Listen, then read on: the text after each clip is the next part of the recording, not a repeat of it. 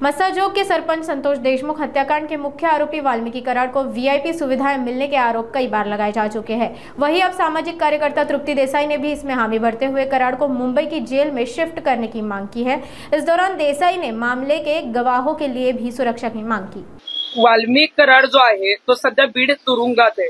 खरं तर बीड जिल्ह्याच्या तुरुंगामध्ये त्याला ठेवणं चुकीचं आहे, कारण बीड जिल्ह्यामध्ये त्याला व्हीआयपी ट्रीटमेंट जी आहे ती जेलमध्ये मिळते। बीड जिल्ह्यातून अनेक आम्हाला फोन येतात की वाल्मीकि कराडला तिथं फोन देण्यात येतो, अगदी जवळच्या लोकांबरोबर तो व्हिडिओ कॉलवर बोलतो, अशा पद्धतीचे व्हॉट्सअप कॉलवर जी आहे ती माहिती देणारे कॉल येतात। आजची जी घटना आहे गीते आणि वाल्मीकि कराड अशा ज्या दोन टोळी आहेत त्याच्यामध्ये आधीपासून गँगवॉर किंवा दुश्मनी आहे, परंतु आज जर वाल्मीकि कराडने मारहाण केली असेल किंवा वाल्मीकि कराडला मारहाण केली असेल तर जेल प्रशासन का झोपा काढतंय का? याच्या आधी पोलिसांवर आरोप झालेत बीडच्या, आता जेल प्रशासनावर आरोप होत आहेत। म्हणजे वाल्मीकि कराडला वाचवण्यासाठी आता महादेव गीते आणि त्यांच्या टोळीला हर्सुल जेलमध्ये रवानगी केली। खरं तर ही रवानगी वाल्मीकि कराड हे सुदर्शन गुलेची व्हायला पाहिजे, पण वाल्मीकि कराड, सुदर्शन गुले आणि त्याच्या टोळीला व्हीआयपी ट्रीटमेंट दुसऱ्या जेलमध्ये देता येणार नाही, म्हणून त्यांना बीड कारागृहातच ठेवण्यात आलेलं आहे। मला वाटतं ज्या जेल प्रशासनाने ही निष्काळजीपणे हे हाताळलेलं आहे किंवा तिथं घडलेलं आहे, तर जेल प्रशासनाचे जे कोणी प्रमुख बीड जिल्ह्यात असतील त्यांची जी आहे ती तातडीनं बदली करावी आणि चांगले अधिकारी तिथं आणावे। महादेव गीतेंनी जर सांगितलं असेल की तिथे वाल्मीकि कराड करूनच आम्हाला मारहाण झाली आहे, तर सीसीटीव्ही न्यायालयात जे आहेत ते तिथले हजर करणं जेल प्रशासनाने गरजेचं आहे। आणि अशी जर मारहाण झाली असेल म्हणजे वाल्मीकि कराड आणि त्यांची जी गँग होती ती बाहेर लोकांना मारहाण करत होती, खंडणीच्या गुन्ह्यांमध्ये अडकवत होती, अनेक जणांच्या हत्या त्यांनी केलेल्या आहेत, म्हणून त्यांना जेलमध्ये टाकलं। आता जेलमध्ये सुद्धा तेच त्या गोष्टी करतायत, तर मला वाटतं की याच्यामध्ये एक सत्यता पडताळावी आणि वाल्मीकि कराड आणि ही जी त्याची टोळी आहे, जे कोणी आरोपी संतोष देशमुखांच्या हत्येच्या संदर्भातले जेलमध्ये आहेत त्यांना विदर्भ असेल किंवा मराठवाडा इथं कुठल्याही जेलमध्ये न ठेवता मुंबईच्या जेलमध्ये त्यांची रवानगी करण्यात यावी। बबन गीते असो किंवा वाल्मीकि कराड असो, या गुंडांच्या टोळ्या संपवण्याचं काम आता गृहमंत्र्यांचं आहे।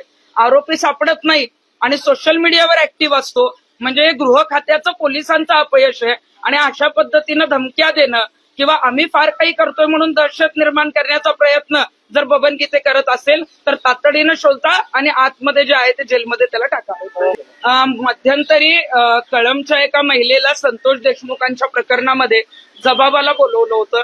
आता असं समजतंय की त्या महिलेची हत्या झाली, म्हणजे कुठलेही साक्षीदार, कुठलेही जबाब जे घेतले गेले त्या साक्षीदारांवर डायरेक्ट जे आहे ते दहशत निर्माण करण्याचा प्रयत्न होतो। तुम्ही जर पुढे आलात तर आम्ही तुम्हाला संपवून टाकू, तुमचा जो आहे तो आवाज बंद करू।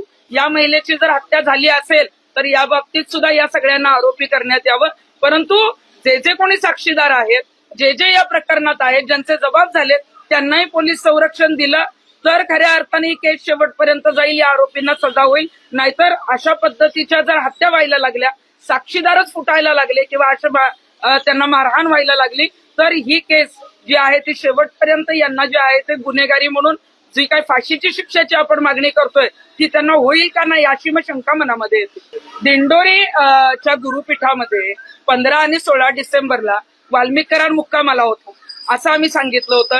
त्याच्यामध्ये दिंडोरीचे जे प्रमुख आहेत अण्णा मोरे म्हणजे श्रीराम मोरे जे मठाधिपती आहेत त्यांच्यावर सुद्धा आम्ही आरोप केले होते, कारण आमच्याकडे पुरावे आहेत। अनेक महिलांचे जे काही व्हिडिओ ऑडिओ आहेत त्याचे पुरावे आमच्याकडे आहेत आणि हे प्रकरण दाबण्यासाठी अजून तर पोलिसांनी त्यांची अण्णा मोरे, त्यांच्या मुलांची, त्या गुरुपीठाची काहीच चौकशी केली नाही।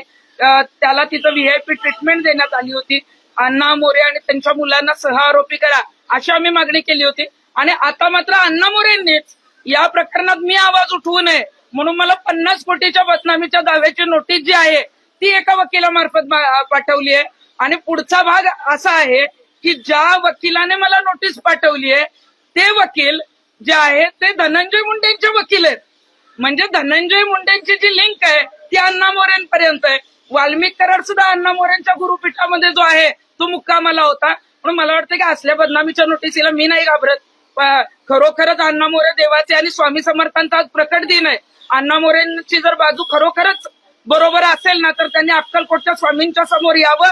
मी तिथे येते, पुरावे घेऊन येते आणि ते खोटे आहेत म्हणून सांगावं. आमच्याकडे सगळे पुरावे आहेत. अनेक महिलांवर त्यांनी अत्याचार केलेला आहे आणि त्या संदर्भात आम्ही जे आहे ते नाशिकचे सीपी डीजी यांनाही नोटीस पाठवली, परंतु कुठलेही पोलीस प्रशासन या मोरेंवर कारवाई करायला तयार नाही, कारण स्वतः मुख्यमंत्री त्यांच्या जवळचे असल्यामुळे मोरेंवर कारवाई होत नाही.